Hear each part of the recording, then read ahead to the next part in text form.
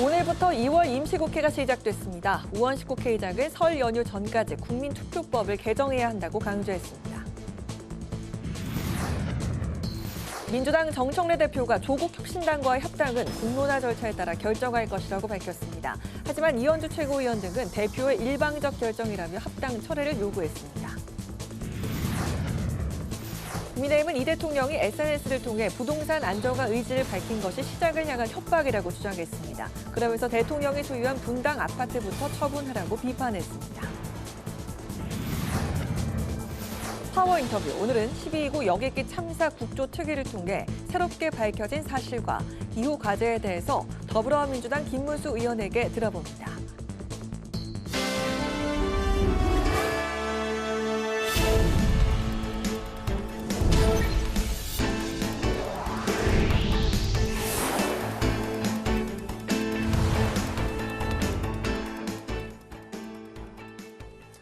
여러분 안녕하십니까? 2월 2일 월요일 국회 라이브 6 시작하겠습니다. 오늘부터 2월 임시국회가 시작됐습니다. 우원식 국회의장은 개회사에서 국민투표법 개정을 더는 미뤄서는 안 된다고 강조했는데요. 여야는 본회의 일정과 개혁 법안 등의 처리를 놓고 시작부터 충돌하고 있습니다. 강민지 기자입니다. 국회가 오늘 개회식을 시작으로 2월 임시국회에 돌입했습니다. 우원식 국회의장은 퇴임 전 마지막 개회사에서 국민투표법 개정을 더는 미뤄서는 안 된다며 설 이전까지 마무리해야 한다고 밝혔습니다. 이어 지방선거와 개헌 국민투표를 동시에 실시하는 방안을 언급하며 의장으로서 모든 선택지를 검토하겠다고 압박했습니다. 국민적 요구가 모인 내란 청산과 사회 대개혁도 다시는 12.3 비상계엄 같은 일이 발붙이지 못하도록 제도적 방벽을 세우고 국민의 기본권을 강화하는 개헌 속에서 비로소 완성된다고 생각합니다. 이에 국민의힘은 사법부 판단이 나오기도 전에 계엄을 내란으로 기정사실화하고 개헌을 추진하려 한다며 강한 유감을 표명했습니다. 본회의 일정을 둘러싼 여야의 기싸움도 팽팽합니다. 더불어민주당은 오는 5일 본회의에서 사법 검찰개혁안과 3차 상법 개정안 등 개혁법안과 민생법안 80여 건의 법안들을 처리하겠다는 입장입니다. 민주당은 특히 행정통합특별법 등을 설 전에 마무리해야 한다며 국민의힘이 합의하지 않더라도 2월 중에 반드시 개혁법안들을 처리하겠다고 밝혔습니다. 민주당은 2월 국회를 민생국회, 개혁국회로 만들겠습니다. 민주당은 민생 회복의 골든타임을 지키기 위해 2월 국회에서 민생, 개혁 입법 고속도로를 놓겠습니다. 하지만 국민의힘은 민주당이 당초 잠정 합의된 12일 본회의 일정을 무시하고 법 왜곡죄 같은 악법들을 강행하기 위해 무리수를 두고 있다고 비판했습니다. 민주당이 단독 처리를 시도할 경우엔 필리버스터, 보이콧 등 모든 수단을 강구해 맞서겠다는 입장입니다. 5일이 꼭 해야 된다라고 주장하는 것은 악법들을 강행하겠다는 그런 의도가 아니라면 해석이 되지가 않습니다. 더불어민주당에서 악법의 강행 처리 의사가 없음을 분명히 밝히지 않는 한 2월 임시국회의 정상적인 운영은 어렵다라고 하는 점을 저는 분명히 말씀드립니다. 여야는 내일부터 이틀간 교섭단체 대표 연설에 나선 뒤 다음 주 대정부 질문에 돌입할 예정인 가운데 전국 주도권을 잡기 위한 여야의 힘겨루기는 당분간 계속될 것으로 보입니다. 국회방송 강민지입니다. 고 이해찬 전 총리 장례식을 마치자 더불어민주당은 조국 혁신당과의 합당 문제를 놓고 다시 갈등이 불거졌습니다. 중앙위원회의 투표가 진행 중인 1인 1표제를 놓고도 논란이 이어지고 있습니다. 김동희 기자가 보도합니다. 더불어민주당 지도부는 공개 최고위에서 조국 혁신당과의 합당 문제를 두고 정면 충돌했습니다. 정청래 대표는 당원들의 뜻을 따르겠다고 밝혔습니다. 다만 선거는 다 함께 힘을 모아도 힘든 싸움이라며 통합해 힘을 모으자고 강조했습니다. 저는 당대표로서 합당에 대한 공론화의 문을 열었으니 이제 당원들께서 당의 운명을 결정해 주십시오. 통합하면 승리하고 분열하면 패배합니다. 이현주, 황명선, 강득구 최고위원은 합당 제안을 비판하며 논의를 중단할 것을 촉구했습니다. 이현주 최고위원은 합당의 본질은 당권과 대권을 향한 욕망의 분출이라며 하늘 아래 두 개의 태양은 있을 수 없다고 말했습니다. 조기 합당은 민주당의 주류 교체 시도이자 이재명의 민주당을 정청래 조국의 민주당으로 전환하려는 시도라고 보입니다. 문정복 최고위원은 여당 대표가 제안한 내용을 공개적으로 모욕에 가깝게 얘기하는 건 옳지 않다고 반발했습니다. 이재명 대표에게 독서를 쏟아냈던 그 많은 사람들, 그 사람들이 지금 어디에 있는지 기억하십시오. 그 사람들 당원들이 다 심판했습니다. 정청래 대표가 추진 중인 1인 1표제 당원 개정도 쟁점입니다. 정 대표는 사회 어느 곳에서도 1인 1표는 당연한 상식이라며 당위성을 강조했습니다. 하지만 당내에선 현 지도부의 이해충돌 논란 여지가 있어 1인 1표제 적용 시점을 8월 전당대회 이후로 미뤄야 한다는 의견과 속도전으로 찬반만 묻는 건 당원을 거수기로 전락시키는 거란 주장이 나왔습니다. 1인 1표제 당원 개정을 위한 중앙위 온라인 투표는 내일 오후 6시까지 진행됩니다. 국회 방송 김동희입니다. 국민의힘이 이재명 대통령을 향해 집값이 잡히지 않아 분노 조절이 안 되는 것 같다고 비판했습니다. 관세 협상과 관련해서도 정부의 무능한 대응을 지적하면서 대통령이 직접 해결하라고 촉구했습니다. 김지수 기자입니다. 국민의힘은 이재명 대통령이 최근 부동산과 관련해 화가 많이 난 것 같다며 대통령이 보유한 분당 아파트를 언급했습니다.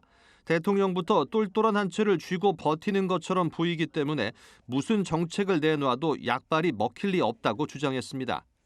대통령이 보유한 분당 아파트가 1년새 무려 6억 원이나 올랐습니다. 인천 국회의원 되면서 2022년부터 판다더니 아직도 팔지 않고 있습니다. 이재명 대통령이 SNS에 메시지를 올리는 것도 대국민 협박 정치라고 주장했습니다. 송원석 원내대표는 설탕세 도입과 5월 9일까지 집을 팔라는 글 등을 이 대통령이 SNS에 7번이나 올렸다고 지적했습니다. 시장은 법과 제도, 일관된 로드맵으로 신뢰성을 관리해야 될 대상입니다. 단문 메시지로서 정책의 조건과 맥락을 설명할 수는 없습니다.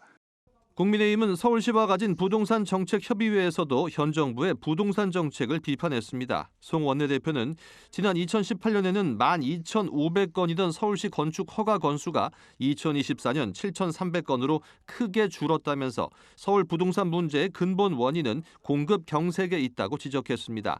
따라서 용적률을 완화하고 인허가 절차를 간소화하는 등 정부가 규제 완화에 적극 나서야 한다고 촉구했습니다. 미국의 관세 재인상 움직임에 대해서는 우리 정부의 대응이 무능하다고 꼬집었습니다. 이재명 대통령은 트럼프 대통령에 전화 한 통 못하고 있습니다. 한라인을 자랑하던 국무총리도 그저 아무것도 못하고 있습니다. 장 대표는 러트닉 상무장관을 만난 김정관 장관도 빈손으로 돌아왔다며 대통령이 직접 나서서 조속히 해결해야 한다고 촉구했습니다. 국회 방송 김지수입니다.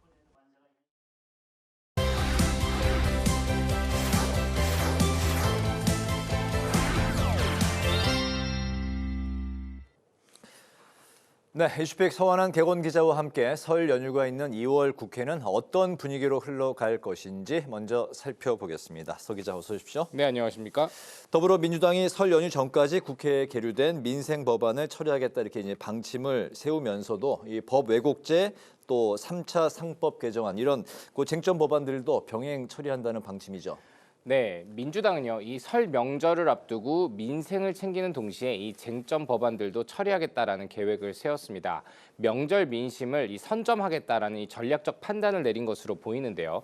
원래 지난 주말까지만 해도요, 이 응급실 뺑뺑이 방지법이나 이 필수 의료 강화법 등 이 국민 삶과 직결된 이 비쟁점 법안만 우선 처리를 하되 이 야당의 필리버스터가 예상되는 사법개혁안 등은 설 이후인 이달 말로 처리 시점을 늦추기로 했었지만 민주당 오늘 이 비공개 의원총회를 통해서 오는 5일 본회의 때부터 85건의 민생 법안과 개혁 법안들 모두를 처리하는 방향으로 바꿨습니다. 네. 이 법 왜곡죄와 법원 조직법 또 재판 소원죄 도입 등 사법개혁안 3건과 또 공소청과 중수청 신설법 그리고 자사주 소각 등이 담긴 상차 상법 개정안 등 개혁 법안들을 모두 처리하겠다라는 그런 계획인데 다만 이 법 왜곡죄의 경우 법조계와 대법원 또 언론의 우려도 상당하기 때문에 적지 않은 반발이 예상되는 상황입니다. 그렇군요. 미국의 관세 압박 속에서 최근 정부가 이제 미국을 방문했는데 별다른 소득 없이 마무리가 됐다 이런 이제 평가가 나오고 있는데 공이 다시 이제 국회로 돌아왔습니다. 민주당은 대미투자특별법의 빠른 처리를 이제 주장하고 있고 국민의힘은 비준 동의가 필수다. 여전히 계속해서 반복되고 있는 그 쟁점 사안이네요. 네, 그렇습니다. 이재명 정부 이 트럼프 대통령이 관세 협상을 다시 위협하자 이 김정관 산업통상부 장관이 급히 미국을 찾아서 이 러트닝 미 상무장관을 만났지만 아무런 소득 없이 돌아왔는데요. 네. 그러다 보니까 민주당이 국회 비준이라는 절차에 묶여서 시간을 끄는 것이 이 국익 자해 행위라면서 이 특별법을 통해서 신속한 이행을 거듭 촉구하고 있습니다. 한병도 원내대표는 이 미국 행정부가 이 행정명령으로 신속하게 대응을 하듯 우리도 이 특별법이라는 법적 근거를 빠르게 마련해서 미국 측에 이 투자 의지를 확실히 보여줘야 된다라는 입장을 거듭 강조하고 있습니다.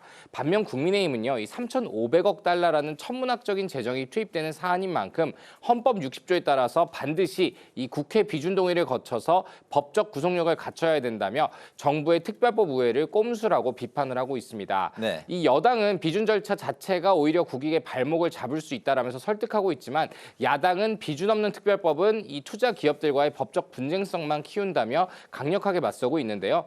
트럼프 대통령이 다시 관세 폭탄이라는 이 실질적인 위협을 던진 상황에서 여야 모두 이 민생은 우려하고 있지만 이 접근 방식이 다르기 때문에 2월 국회에서 여야가 이 대미관세 대응 처리 방향의 뜻을 모을 수 있을지는 다른 쟁점들과 맞물려서 조금 더 지켜봐야 될 것 같습니다. 그렇군요.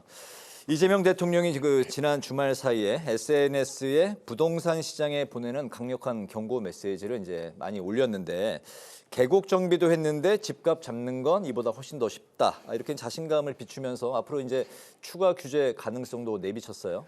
네, 이재명 대통령의 이 같은 SNS 메시지는요, 최근에 서울 주요 지역과 또 경기도 분당, 용인 일대의 집값이 다시 이 반등하는 조짐을 보이면서 이 다주택 투기 세력에게 이번이 마지막 기회라는 이 최후 통첩을 보내는 것으로 보입니다. 네. 대통령은 이 지난 주말 SNS를 통해서 이 정치적인 표 계산 없이 비난을 감수하면 될 일이라면서 주가 5천 돌파나 이 불법 계곡 정비처럼 불가능해 보였던 일도 해냈듯이 이 부동산 정상화 역시 강력한 의지만 있다면 충분히 성공시킬 수 있다라고 거듭 강조했습니다. 네. 이는 단순한 심리전이 아니라 5월 9일 종료가 예정돼 있는 이 양도세 중과 유예 연장을 절대 고려하지 않겠다라는 확고한 가이드라인을 시장에 제시한 것이다라는 설명도 함께 나오는데요. 특히 대통령 선거 당시에는 세금으로 집값을 잡지 않겠다고 했고 일시적 이주택자는 구제해야 된다라고 밝히기도 했던 것과는 사뭇 달라진 스탠스이기도 합니다. 네. 이는 버티기가 이익이 되지 않도록 정책 당국이 모든 수단을 동원할 것임을 예고해서 최대한 매도를 유도하는 동시에 이 코스피 5천 돌파로 일어난 수익들이 이 부동산으로 향하는 것을 막고 또 되레 부동산에서 주식시장으로 자금을 더 끌어내기 위함이라는 평가도 함께 나옵니다. 그렇군요. 주식시장을 계속해서 더 견인하려는 대통령의 의지가 참 강해 보인다. 뭐 이런 생각이 드는데 하지만 그 지방선거가 이제 변수가 될 거로 보입니다. 부동산과 세금. 다시금 그 정치권의 화약고가 되고 있는데 여권은 당장 세금을 올리지는 않겠다 이런 입장이지만 국민의힘은 세금으로 국민을 협박하고 있다 이렇게 비판하고 있죠. 네, 그렇습니다. 이 민주당에서는요, 집값 안정을 위해서 들고 버티는 세금이 더 무겁게 할 수 있다라는 기조가 이 정부와 동일하게 읽히지만요, 지방선거가 다가오고 있다 보니까 조금 더 신중한 태도도 함께 읽힙니다. 네. 이 더불어민주당의 한정혜 정책위 의장은 어제 이 국회 기자간담회 때 집값 안정에 대한 의지는 당정이 동일하게 갖고 있다라면서도 이 세금 수단이 들어가지 않아도 집값이 안정되면 좋겠지만 필요할 경우에는 세제 개편도 배제하지 않겠다라고 말하기도 했습니다. 최근 용인과 서울 관악 등 10억 미만의 부동산 가격이 급등하면서 이른바 키 맞추기를 하고 있다는 평가가 나오고 있는 가운데 여권에서 이 보유세 카드를 최대한 신중하게 접근하되 필요하면 선거 전에라도 꺼내들 수 있다는 분위기가 읽히는 건데요. 다만 이 올라가는 세금만큼 이 부동산 보유자들의 반발은 불가피합니다. 이 국민의힘은 대통령의 발언이 사실상 이 세금 폭탄을 예고한 것이라면서 이 망국적인 부동산 정책 실패의 책임을 또다시 징벌적인 과세로 국민에게 전가하고 있다며 세금 협박론이라는 프레임을 꺼내 들었습니다. 네. 야당은 특히 이 지방선거를 앞두고 다주택자뿐만 아니라 1주택 실소유자들의 세 부담까지 늘어날 수 있다는 점을 부각하면서 이 문재인 정부 당시의 부동산 실패론을 다시 거론하려는 분위기도 읽히고 있는데요. 그런 측면에서 이 앞서 김용범 대통령 정책실장이 언론사의 인터뷰 등에서 제안했던 이 부동산 금액대별로 다른 보유세율을 적용하는 안 등이 이 부동산 불로소득 환수라는 기조 아래 지방선거 전후에 정책적 제안으로 이 당정에서 구체화될 가능성도 배제할 수가 없는 상황이고요. 네. 자연스럽게 이 지방선거 때 여권과 야권 모두 이 표심을 놓고 격돌하는 하나의 중요한 전선이 바로 이 부동산이 될 것으로 보입니다. 지방선거 앞두고 이제 부동산 세금이라 더 관심을 모으고 있는 것 같습니다. 이슈픽 여기까지 듣겠습니다. 서완환 개건 기자와 함께했습니다. 말씀 감사합니다.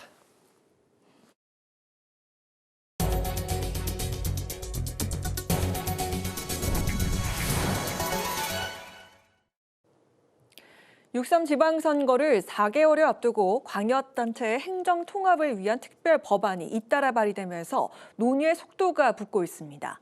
오늘부터 시작되는 2월 임시국회에서 특별법이 처리되면 해당 지역 지방선거에서 한 명의 광역단체장이 선출됩니다. 오다인 기자입니다.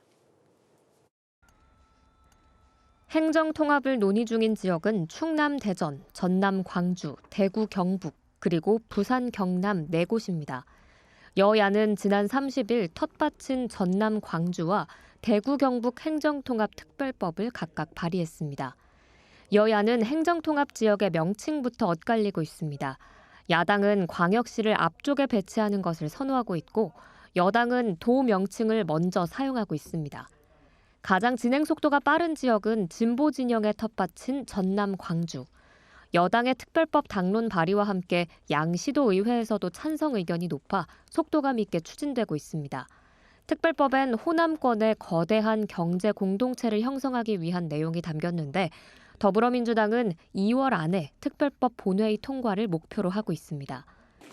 가능한 빨리 이제 해야 될 텐데요. 설 전에 그 상임위 차원의 논의가 최대한 이루어질 수 있도록 하는 것을 이제 목표로 하고 있습니다. 대구 경북의 경우 국민의힘 구자근 의원이 특별법을 대표 발의했습니다. 대구 경북 특별시에 고도의 자치권을 부여해 한반도 신경제 중심 축을 조성하는 것이 핵심입니다. 2월 임시국회 안에 특별법이 통과돼 공포되면 6.3 지방선거에서 통합단체장 1명만 선출되기 때문에 예비주자들의 셈법도 복잡해지고 있습니다. 한편 여야 모두에게 전략지역으로 꼽히는 대전 충남과 부산 경남 행정통합이 변수입니다. 국민의힘이 지난해 말 선제적으로 대전 충남 행정통합 특별법을 발의한 데 이어 더불어민주당도 지난주 금요일 당론으로 발의했습니다. 민주당은 첨단 산업 육성과 공공기관 이전 등 산업 성장에 초점을 맞춘 반면 재정과 권한 이양을 주장하는 국민의힘은 여당의 특별법이 선거용이라고 비판하고 있습니다. 지방선거 얼마 안 남았으니까 일단 한 명을 뽑아놓고 그 다음을 생각하자. 저는 지금까지 더불어민주당이 해온 방식에 의하면 그것은 정치 공학적인 눈속임에 불과하다고 생각합니다. 부산 경남은 여야 간 이견이 더 큽니다. 여당은 조기 통합을 주장하지만 국민의힘에서 신중론이 제기되면서 논의의 진통을 겪고 있습니다. 국회방송 오다인입니다. 민주당은 애니메이션 K-팝 데몬 헌터스의 삽입곡 골든이 K-팝 사상 최초로 그래미를 수상한 것을 축하했습니다. 민주당은 이번 성과가 K 콘텐츠의 새로운 가능성을 증명했다며 대한민국의 소프트 파워를 강화하고 국가 위상을 높이는 자산이 될 거라고 말했습니다. 민주당은 예술인들이 어떤 제약도 없이 세계를 향해 상상력을 펼치도록 든든한 버팀목이 되겠다고 강조했습니다. 국민의힘이 6월 지방선거를 앞두고 인재영입위원회 위원장으로 조정훈 의원을 임명했습니다. 국민의힘은 수도권 재선 의원인 조 위원장이 지난 총선 때 인재영입위원이었고 중도 보수 외연 확장에 가장 부합하는 인물이라고 임명 이유를 설명했습니다. 조정훈 의원은 입장문을 통해서 이번 인재 영입이 가장 과감하고 도전적인 정치 등용문이 될 것이라고 밝혔습니다. 조국 혁신당이 통일교 신천지 특검을 통해 정교 유착을 발본색원해야 한다고 주장했습니다. 혁신당은 통일교의 후원 대상 명단에 여야 의원이 포함됐고 신천지 교단 차원에서 집단 당원 가입을 지시하는 등 정교 유착 증거가 수사로 드러나고 있다고 밝혔습니다. 혁신당은 이를 묵과할 수 없다며 누가 개혁을 방해하고 특검을 회피하며 민생을 방치하는지 끝까지 지켜보겠다고 덧붙였습니다. 진보당이 한국의 노동력과 개인정보를 착취하고 미국으로 자본을 빼돌린 쿠팡에 대해 철저한 감시와 조사가 필요하다고 주장했습니다. 진보당은 쿠팡이 미국 정가에 로비 자금을 뿌리고 우리 정부의 규제를 무력화하면서 국민의 생명과 자산을 희생시키고 있다고 비판했습니다. 진보당은 쿠팡에 대한 고강도 세무조사, 부당거래와 공정거래법 위반 여부 조사 등과 함께 외국 플랫폼 기업의 국내 수익 유출 방지를 위한 제도적 장치가 필요하다고 강조했습니다.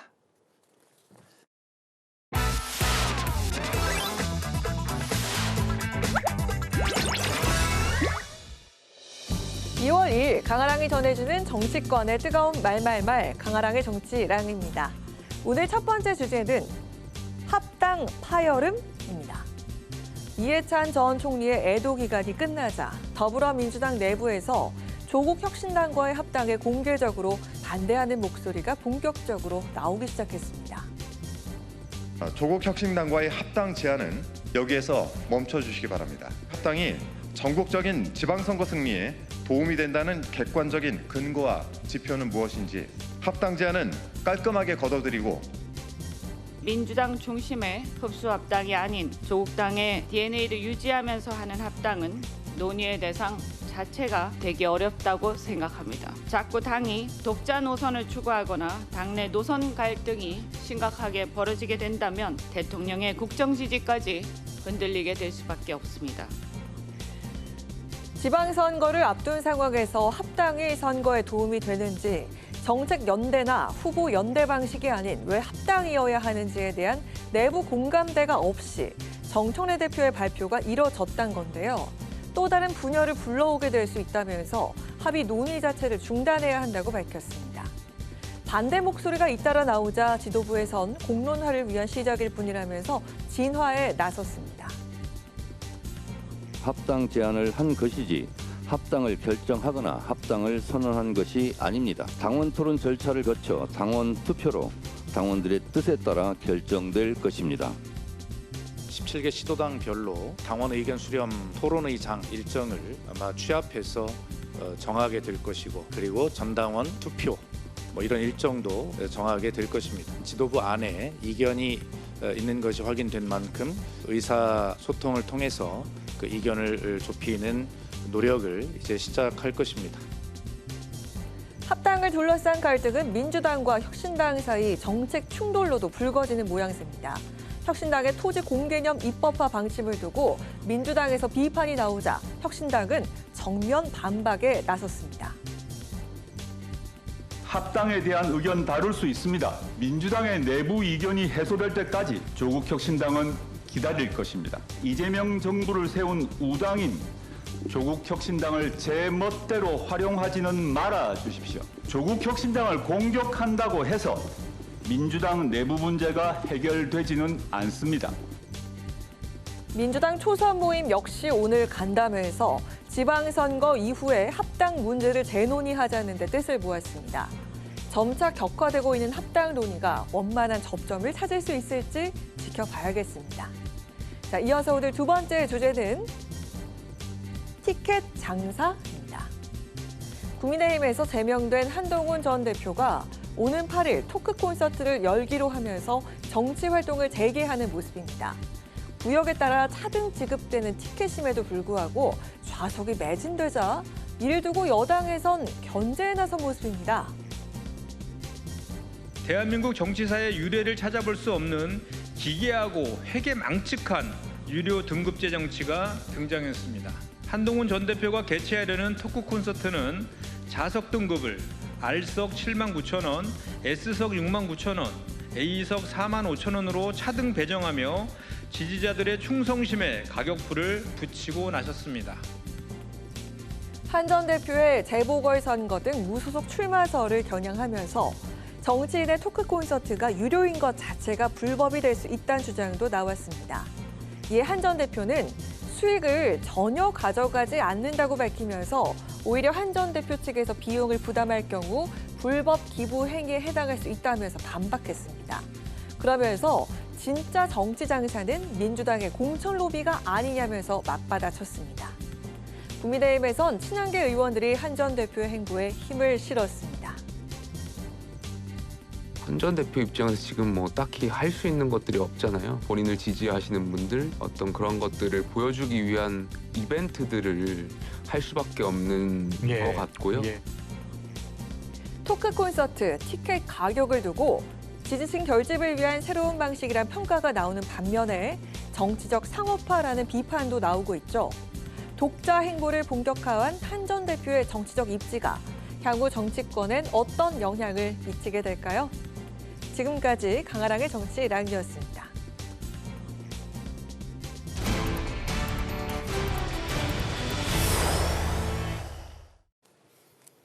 네, 관세 인상 외에 트럼프 정부의 신국가 방위 전략에 따라서 우리 국방 전략에도 변화가 예상됩니다. 이와 함께 대구 경북 행정통합 추진 등에 관해서 임종득 국민의힘 의원을 전화로 연결해서 관련 사항을 들어보도록 하겠습니다. 의원님 안녕하십니까? 예, 안녕하십니까? 네. 미국의 관세 인상 압박 수위가 높아지는 가운데 트럼프 행정부가 최근 발표한 국가 방위 전략 NDS도 주목을 끌고 있습니다. 한국에도 많은 영향을 미칠 거라는 분석이 나오는데요. 의원님이 국가안보실 또 대통령 비서실 등에서 국방 정책을 이제 담당해 오셨는데 의원님은 어떻게 이제 평가를 하시는지 먼저 들어볼까요? 예, 최근에 이제 미국이 NDS를 발표를 했습니다. NDS는 통상 이제 대통령 취임하면은 작성하게 되는 게 NSS 국가안보전략서가 있습니다. 이걸 기반으로 해서 향후 4년간 국방부가 어떻게 전략을 시행해 나갈 것인가를 제시하는 문서라고 보시면 됩니다. 이번에 그 NDS 평가를 해보면은 한마디로 말해서 힘을 통한 평화의 구현 쪽을 강하게 드러내고 있는데요. 트럼프의 마가 아마 아실 겁니다. Make America Great Again. 이 부분을 국방 분야에서 어떻게 추진할 것인가 하는 것을 보여줬다라고 생각을 합니다. 주요 내용은 크게 세 가지입니다. 미국 본토를 어떻게 방어할 것인가. 그다음에 인도태평양 지역에서 중국을 어떻게 억제할 것인가. 이 과정에서 동맹과 파트너국의 부담을 분담하는 것을 어떻게 증가시킬 것인가. 이 세 가지입니다. 우리 한국과 관련돼서는 2022년에 그 바이든 정부의 NDS하고 차이가 좀 있어요. 참고로 말씀을 드리면은 북한 재래식 전력 대응에 대해서 우리 대한민국의 역할을 강조했다는 겁니다. 이것이 국방비 증액 문제, 방위비 분담금 문제까지 연계가 돼서 한국의 버든 쉐어를 강조하고 있다. 이렇게 생각합니다. 그래서 NDS가 위험 요인과 기회 요인을 동시에 가지고 있는데 우리가 어떻게 대응하느냐에 따라서 기회를 살릴 수도 있고 위험해질 수도 있다 하는 것이 제 평가입니다. 네. 국민의힘 의원 24명이 대구 경북 통합특별법을 공동 발의했습니다. 경북 영주 영양 봉화가 지역구이신 의원님은 통합엔 반대하지 않지만 신중한 검토를 주문하셨는데요. 특히 통합 추진에 있어서 어떤 점들이 충분히 논의가 돼야 할까요? 예, 뭐 아시다시피 지난 1월 28일 날 경상북도의회에서 통합 관련 표결이 있었고요. 찬성 46, 반대 11, 기권 2로 나왔습니다. 그중에 북부 지역 도의원 11명이 반대를 했습니다. 그리고 지난 1월 26일 날 국회에서 통합 관련해서 간담회가 있었고 이때도 북부 지역 의원인 저를 포함해서 박영수 의원, 김영동 의원이 반대 의사를 표명을 했었습니다. 제가 이제 문제를 제기하고 있는 부분은 이게 너무 졸속으로 지방선거를 앞두고 급하게 추진된다 하는 부분에 우려를 가지고 있고요. 그 과정에는 정부가 정략적으로 지금 제안한 지원금 1년에 5조에서 4년에 20조 이야기에 몰입돼 가지고 조속 추진하는 게 아닌가 하는 우려를 가지고 있습니다. 이 돈이 어디서 나오겠습니까? 결국은 조삼모사가 아니겠냐 하는 우려가 있고요. 두 번째는 수도권 집중형 성장에서부터 지역 분권형 발전으로 지금 전환돼야 되는데 여기에 대한 중앙정부의 구체적인 이양사항들이 논의가 되지 않는 상태에서 이것부터 그냥 하려고 하는 부분에 대해서 우려가 있고요. 마지막 세 번째는 지역 균형 발전 차원에서 이 낙후되고 소외되는 지역에 대한 배려들이 먼저 검토가 돼야 된다 하는 말씀을 드리고 싶습니다. 네. 2월 임시국회가 오늘 시작이 됐습니다. 국민의힘은 대미투자 국회 비준 동의 외에도 쌍특검 수용을 촉구하면서 천막농성 중인데요. 여야 쟁점 사안에 대해서 의원님은 어떻게 생각을 하십니까? 늦었지만은 민주당과 정부는 쌍특검을 지금이라도 수용해야 합니다. 통일교 게이트, 민주당 공천 뇌물, 이거 심각한 비리 의혹이 연일 보도되고 있지 않습니까?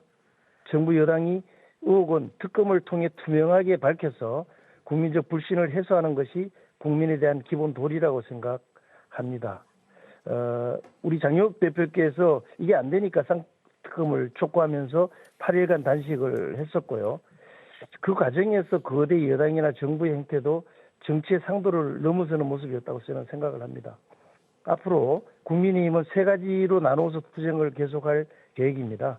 국회 본청 앞에서의 천막농성, 그다음에 쌍특검 수용 촉구를 위한 1000만인 서명운동, 그다음에 가두투쟁을 통해서 피켓팅이나 전단지 배포 등을 할 예정입니다. 민주당은 그동안 특검 거부의 본질은 수사방해다, 거부하는 자가 범인이다라고 주장해왔습니다. 작금의 통일교 게이트 민주당 공천뇌물 특검 요구 거부는 범인임을 자백하는 것입니다. 민주당과 정부는 더 이상 미루지 말고 내로남불하지 말고 쌍특검을 즉각 수용해야 합니다. 이상입니다. 네, 오늘 말씀 잘 들었습니다. 고맙습니다. 지금까지 임종득 국민의힘 의원과 이야기 나눠봤습니다.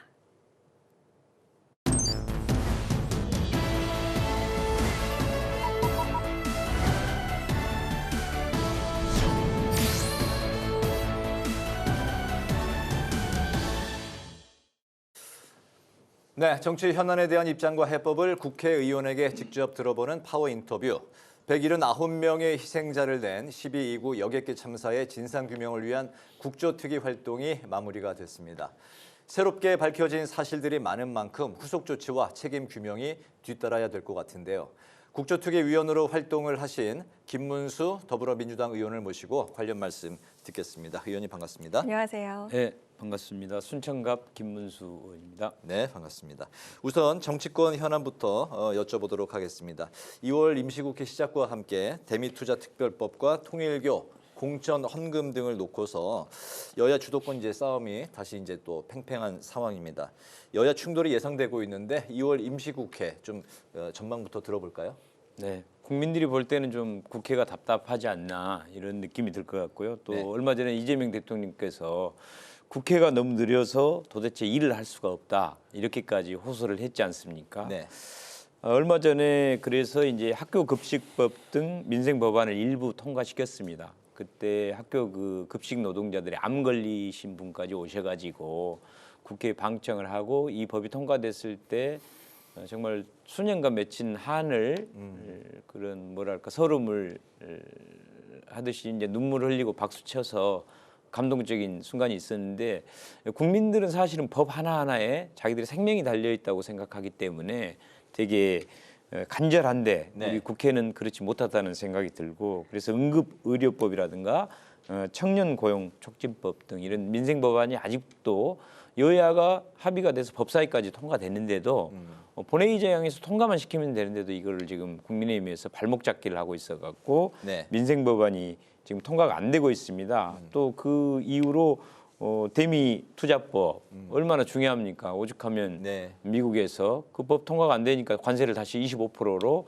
올려버리겠다라는 협박을 할 정도로 이런 우리 기업들, 우리 경제에 매우 중요한 사안들을 지금 발목 잡기를 하고 있고 또 뭐 통일교, 신천지 지금 소위 이런 종교들이 뭐 공천 뭐 헌금, 정치자금, 불법 자금을 우리 정치인들에게 주었다든가 또 조직적으로 당원들을 가입해서 정치에 개입하는 이런 잘못된 문제들을 그럼 같이 통일교, 신천지 같이 해서 특검을 하자 하는데 또 신천지는 분리하자고 하니까 도대체 국민들 보기에 납득이 되지 않고 또 물론 우리 민주당에 또 공천 헌금 문제가 터지긴 했습니다. 그러니까 이거는 또 민주당에서도 제명 처리하겠다 아니면 빨리 출당 나가라 탈당해라 저희들도 그것이 잘못됐다고 인정하는 것이고 그건 또 수사본부에서 지금 6명 수사 인력을 추가해서까지 수사를 하고 있기 때문에 그걸 이제 안 하고 있을 때는 특검을 한다고 하지만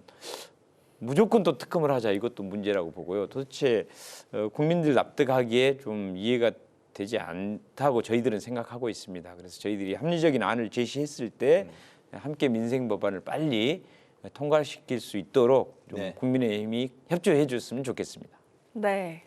민주당은 이번 주부터 합당 관련 의견 수렴에 들어갑니다. 하지만 그 당내 반발이 지금 만만치가 않은 상황인데요. 의원님께서는 그 초선 모임 더민초 성명에 함께 참여를 하셨다고 알고 있고 간담회도 오늘 열린 것으로 알고 있는데요.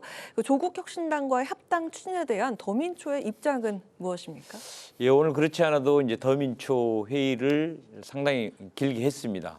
그런데 대부분 참석한 우리 초선 의원들은 지방선거 전에 도대체 이거를 서두를 이유가 없고 더군다나 이렇게 갈등과 분열이 노출됐기 때문에 또 이렇게 긴급성이 없기 때문에 이제 보통은 2, 3등 하는 정당들이 1등을 선거 임박해서 이기기 위해서 빨리 뭐 이것저것 따지지 말고 빨리 급하게 합당을 하자. 그럴 때 이제 긴급성을 요하는데 지금 같은 경우에는 그런 상황이 아니고 저희들이 1등을 하고 있고 또 대통령께서 너무 지금 잘 나라를 이끌어 주셔서 그냥 이대로 잘 치르면 되고 또 선거 이후에 이 합당 문제를 차분하게 합리적으로 논의해도 될 것 같은데 갈등만 유발시키는 합당 논의는 좀 온당치 않다라는 거에 거의 초선 의원들의 전반적인 의견이었습니다. 네.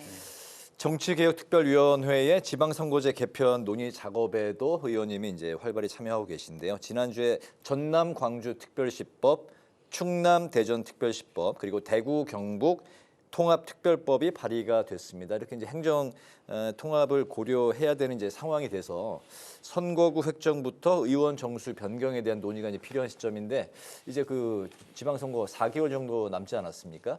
어떤 논의 좀 이게 시점상으로는 좀 어떻게 좀 매듭이 지어야 될까요? 네, 저도 이제 정치개혁특위위원으로 들어가 있기 때문에 요 일을 맡고 있는데 이번 정치개혁특위는 이제 지방선거에 대비해서 지방선거구를 조정하는 인구가 많이 바뀌었지 않겠습니까? 그럼 다시 이제 구역을 지방선거 구역을 짜는 게 이번 정치개혁특위의 본 목적입니다. 그런데 여기에 이제 지방자치가 통합을 갑자기 지금 추진되다 보니까 그것도 함께합니다. 그래서 이제 시장 선거야 합쳐서 바로 하면 되는데 지방의원들은 예를 들어서 전남도의회와 또 광주시의회가 합쳐지다 보니까 하나로 되지 않습니까?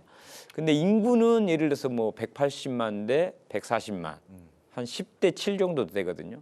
근데 의원 수는 61대 23입니다. 의원 수는 또 이렇게 많이 차이가 나다 보니 광주시 의원들 입장에서는 통합됐을 때 우리 인구에 비해서 의원 수가 너무 적으니까 좀 더 늘려달라는 요구가 강력하게 있고 또 통합에 따라서 이제 전남 지역 농촌 지역 같은 경우는 아무래도 인구가 적다 보니까 그 1대3 비례의 원칙이 있거든요. 그걸 하다 보면 다 또 전남 지역은 너무 또 줄여야 되는 이런 문제가 있어서 이 통합이 잘 안 될 수가 있습니다. 그래서 이제 과거에 창원 마산 통합할 때 특별법에 너무 이렇게 복잡해서 통합이 힘들어지니 왜냐하면 광역의회나 의회에서 이걸 통과시켜줘야 되거든요. 그러니까 기존 그냥 수대로 이번만 특별법에서 기존 방식대로 똑같이 하자라는 사례가 있습니다. 그래서 이제 그렇게 하거나 아니면 광주시만 단순하게 비례라든가 그 한 지역구를 2명씩 중선구제로 해서 단순하게 해서 좀 올려주는 그런 정도로 좀 통과를 강력하게 이제 지방 의원들께서 요청을 하고 있는 상황입니다. 좀 2월 안에는 좀 그 매듭이 지어야 될 것 같은데. 당연히 이제 그 선거를 앞둔 분 입장에서는 선거구가 확정이 돼야 되기 때문에 2월 안에 빨리 해줘야 되는데 이게 혹시 좀 느려지지 않을까 걱정이 돼서 저도 이제 지방 의원 출신이라서 빨리 해줘야 된다는 생각을 하고 있습니다. 알고 있습니다. 알겠습니다. 네, 오늘 핵심인 여객기 참사 국조특위 내용으로 들어가 보도록 하겠습니다. 지난해 12월 29일 일주기 추모 시 참석으로 시작된 국조특위가 1월 30일에 그 활동을 마무리를 했습니다. 40일간의 조사가 있었고요. 그리고 기간 보고, 현장 답사 등을 통해서 규명하고자 했던 핵심 쟁점은 어떤 것이었습니까? 예, 당연히 이제 도대체 왜 이런 큰 사고가 이렇게 났을까? 그리고 많은 사람이 죽을 수밖에 없었나? 이게 사고 원인을 이제 따지는 일이 있었습니다. 당연히 이제 조류 충돌에 의해서 최초로 그 조류 충돌을 막을 수 없었나? 그리고 이제 기체 엔진이 고장이 났거든요. 두 번째. 그러니까 기체 엔진도 고장 안 나는 방법은 없었나? 또는 고장이 나더라도 비상 그 비행을 안전하게 할 수 있는 그런 훈련들은 왜 안 되어 있었나? 뭐 이런 거. 그다음에 이제 그 콘크리트 둔덕과 로컬라이저에서 그렇게 왜 단단한 콘크리트를 쌓아놨나. 그런데 이제 이게 그런 사고 원인이 그동안에 그러면 왜 점검이 안 됐나. 국토부하고 한국공항공사는 도대체 뭘 했나. 그런데 설계, 시공, 또 개선공사, 보수공사 과정이 여러 번 18년간에 걸쳐서 수없는 점검 과정과 충분히 그중에서 누구 하나라도 이거 잘못됐는데라고 강력하게 요구해서 그걸 시정을 했으면 고칠 수 있었던 그런 과정들이 여러 차례 있었더라고요. 그걸 다 놓친 겁니다. 그래서 이거는 국가 시스템에 큰 문제가 있었구나. 그리고 이제 이런 사고가 나면 보통은 한 6개월 정도의 기본적인 어떤 조사 결과가 중간 보고가 보통은 나와야 되는데 지금 1년이 넘도록 단 한 번도 이렇게 중간 결과 보고가 나오질 않았습니다. 이거는 또 어떤 그 국토부 안에 있는 그 항공철도 사고조사위원회라는 데서 하고 있는데 도대체 이분들의 전문성과 어떤 문제가 있었나?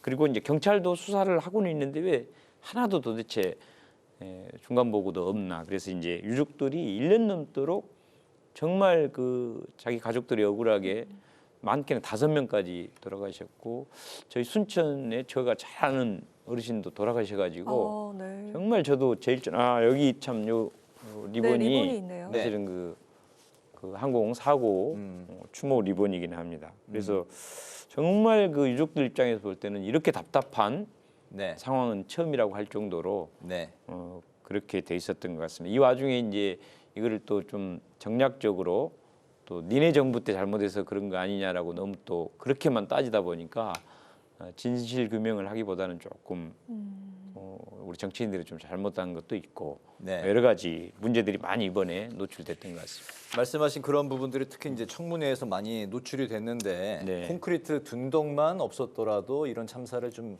피할 수도 있지 않았을까 뭐 한 그런 뭐 이야기부터 아직까지도 1년이 지났는데도 보고가 제대로 지금 이루어지지 않고 있는 이런 좀 그 지체되고 있는 이런 문제들도 좀 많은 문제인 것 같습니다. 좀 그 서둘러야 되지 않을까 싶어요. 유족들도 대단히 지쳐 있지 않겠습니까? 그나마 이제 이번에 국정조사 특위에서 여야 없이 어쨌든 그간에 잘못된 것들을 많이 그 반성도 하고 이렇게 정략적으로 정치적으로 일단 하지 말자. 그리고 진실 규명에 최선을 다하자 그래서 그래도 상당 부분 저희들이 목소리를 같이 내줘서 유족분들도 상당히 이제 고마워하긴 했습니다. 그리고 이제 더 이 특위를 연장해야 되는 거 아니냐 이제 그런 얘기도 있었지만은 저희들이 기본적으로 특위에서 그 뭐 처음부터 설계, 시공 또 중간에 또 뭐 공항 운영 그 증명 또는 검사 이게 거의 뭐 18년 동안 진행되어 왔는데 체크가 잘 안 된 부분까지 국회의원으로서 이제 아주 자세하게까지는 수사 권한이 없기 때문에 못했더라도 상당 부분 노출을 시켜줘서 이제 큰 방향을 제시하고 특히 경찰 같은 경우는 특수본을 별도로 꾸려서 하겠다라고 했고 이걸 국토부에서 그 조사위원회가 그동안에 있었거든요. 그래서 그동안에 미진한 거 문제가 많았다. 그래서 총리실로 습격해서 더 강하게 조사를 할 수 있도록 했던 것이 나름 이제 성과라면 성과인 것 같습니다. 알겠습니다. 그 국조특위가 밝혀낸 내용들 다시 짚어보면요. 네. 조류 퇴치 인력이 1명뿐이었다. 그리고 그 엔진 고장 시 대비 훈련도 3년 동안 전혀 없었다. 또 초기 대응이 지연되면서 골든타임도 놓쳤다. 이런 사실들을 다 밝혀냈는데 이와 관련해서 후속 조치와 또 입법할 수 있는 사항들 또 어떤 것들이 있을까요? 네, 마침 이제 제가 그 조류 예방 네. 인력들이 사고는 오히려 새벽에 많이 나는데 네네. 새벽에는 1명만 근무하고 낮 시간에 3명이 근무를 하고 있는 거예요. 그러니까 네. 그런 것부터 찾아냈었고요. 또 아까 말씀드렸지만 이제 엔진이 고장 났을 때 보통은 한쪽 고장 났을 때 훈련은 했더라고요. 근데 양쪽 다 고장 난 경우에 훈련을 단 한 번도 3년 동안 안 한 겁니다. 네. 그러니까 확률적으로 이제 한쪽 고장 난 경우는 상당히 이제 발생이 됐던 것 같고 양쪽 다 고장이 난 경우는 거의 없긴 없었나 봅니다. 네. 그러나 그건 실제로 또 일어난 사실인데 그렇죠. 너무 그런 부분에 대한 훈련이 안 해놨기 때문에 그리고 이제 뭐 확성기라든가 엽청 정도 수준으로 그 땅바닥에서 멀리 있는 10km 멀리서도 그 조류대가 충돌이 일어날 수가 있는데 멀리 보이지도 않는데 뭐 망원경이라든가 확성기 엽청 정도 가지고 그동안에 그 예방 활동을 한 거예요. 원시적인 대처. 사실은 그 레이더라든가 이렇게 과학적인 장비로 멀리 있어도 다 체크할 수 있도록 그런 걸 진즉부터 해놨어야 되는데 이런 것이 안 돼 있고 또 아까 엔진 양쪽 이게 다 고장 났을 때도 이런 걸 의무화하는 또 예산을 확보해서 의무적으로 레이더를 설치한다든가 이런 거를 좀 보완해야 된다 이렇게 생각하고 있습니다. 네, 사후 뭐 약방문이 되겠습니다만 앞으로 두 번 다시 이런 사고가 일어나지 않게 조치를 취해야 될 것 같습니다. 국조특위가 1월 27일에 보고서를 채택하고 30일에 마지막 회의를 열었는데 이날 국토부와 여당이 이제 불참을 해서 국민의힘은 유감을 표명을 했고 또 국토부 자체 보고서에 대해서도 비난을 좀 했습니다. 이 부분은 좀 어떻게 살펴볼까요? 예, 그 30일 마지막 회의는 사실 이제 여야 협의가 안 된 상태에서 우리 저 국민의힘 위원장님이 그냥 개최를 하셔가지고 저희들이 이제 하루 전날 빨리 그래도 우리라도 민주당하고 이제 타당과 함께 이제 국토부 관계자들 불러서 그 보고서 내용을 보고를 별도로 받긴 했습니다. 예, 그랬고 이제 27일 날 보고서 채택할 때도 유족들도 한편으로는 완전히 해소된 건 아니니까 좀 더 길게 특위를 해줬으면 어쩐가 하는데 저희들 이제 민주당 입장에서는 이게 국회의원들이 수사권이 없는 상태에서 계속 국토부 직원들하고 경찰 직원들 부르고 이거 우리가 이게 소리 지르고 따져도 깊이 있게 못 들어갑니다. 그러니까 그 정도는 지금부터는 오히려 이제 경찰들이라든가 그 조사위원회에서 전문적으로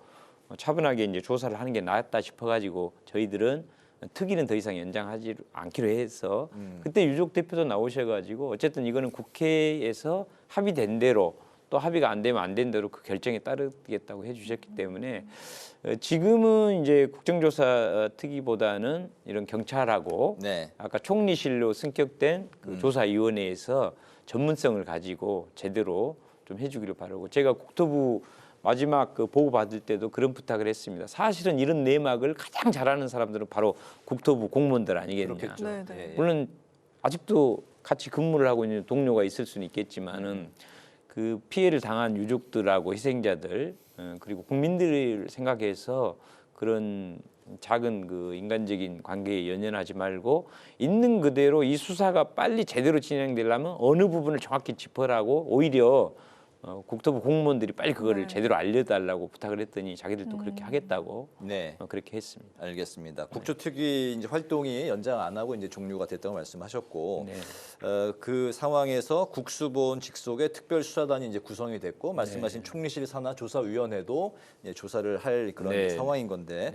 어쨌든 유가족들을 위해서 진정한 치유와 추모가 철저한 진상 규명 아니겠습니까? 맞습니다. 그런 규명과 또 잘못된 부분들은 또 처벌도 있어야 될 것 같고 이게 잘 이루어지기 위해서 또 국회와 정부의 역할 좀 뭐 어때야 된다고 생각을 하실까요? 그러니까 지금은 뭐 어떤 뭐 정치적인 유불리라든가 뭐 이런 걸 따져서도 안 되고 오로지 그 희생자들과 유족 그리고 또 미래에 이런 사고가 재발되지 않는 게 너무 중요하지 않습니까? 네. 그러려면은 있는 그대로 진실을 빠른 속도로 파악을 해서 또 처벌할 건 하고 특히 이제 재발 방지를 위해서 어느 부분에 뭘 개선해야 되는지를 모든 그 공무원들 또 조사위원 경찰 또 우리가 입법이라든가 예산이 필요하면 우리 국회의원들이 그런 것들을 자기 가족의 일처럼 신속하게 하는 것이 필요하다고 봅니다. 예. 네, 그 의원님 고향이신 순천부터 광양, 곡성, 구례까지 지역 현안들을 두루 살피면서 암행어사 역할을 맡고 계신데요. 지난해 의정활동 최우수 국회의원상도 수상을 하셨더라고요. 네. 지역에서 그리고 또 국회에서 올해 어느 현안과 정책에 역점을 두고 추진할 계획인지 마지막으로 마무리로 한번 들어보도록 하겠습니다. 제가 이름 때문에 암행어사라고 하고 다니고 방문사. 예전에 방문사 암행어사처럼 네. 늘 이제 어두운 곳, 또 약한 곳에 정의롭게 다가가서 이 문제를 좀 해결하자 그런 뜻이고 저희 이제 순천, 전남 같은 경우에는 이제 의과대가 없는 유일한 광역단체입니다. 네, 이제 물론 광주에 있긴 한데 광주시는 별도의 광역단체고 순천에서 목포에서 사실 응급 환자가 발생돼서 1시간 이상 걸리기 때문에 이동하다가 사망하는 경우가 굉장히 많습니다. 네, 그래서 이제 다행히 대통령께서 국정과제로까지 대신 순천대 목포대 통합 의과대를 이제 신설해 주기로 약속을 했기 때문에 그 일을 꼭 좀 잘했으면 좋겠고 그다음에 이제 지방 대학도 요즘에 어렵기 때문에 사실은 서울대만 키우는 대한민국 그래서는 이제 더 이상 안 됩니다.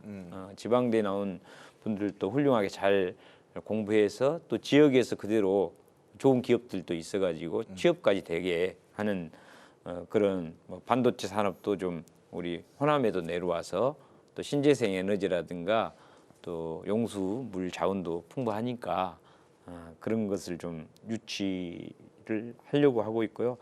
또 지역에 이렇게 교육 부분도 이제 이런 그 지방대를 뭐 서울대 수준의 이렇게 거점 대학으로 만드는 것뿐만이 아니고 이제 초중고등학교도 뭐 자율학교라든가 또 특성화고 심지어는 뭐 이제 좋은 회사를 유치하고 또 외국인들도 와서 이렇게 살게 하고 일하게 하려면 외국인 또 외국 학교 국제학교 같은 것도 좀 꼭 수도권으로 그러니까 가지 않아도 지방에 이런 좋은 학교를 잘 만들면 지방으로 오히려 빨리 이사 가자 이런 얘기가 나올 정도로 사실 이번에 이제 전남 광주 통합특별시도 그런 목표를 갖고 있습니다. 단순한 그 행정적 통합을 넘어서 수도권과 경쟁을 할 만한 남부의 수도권을 하나 제대로 만들어서 교육부터 이런 일자리, 기업 유치까지 새로운 그 수도권, 인구가 오히려 늘어나는 그런 큰 도시로 만들자는 게 취지이기 때문에 저도 이제 그런 일을 좀 하고 싶습니다.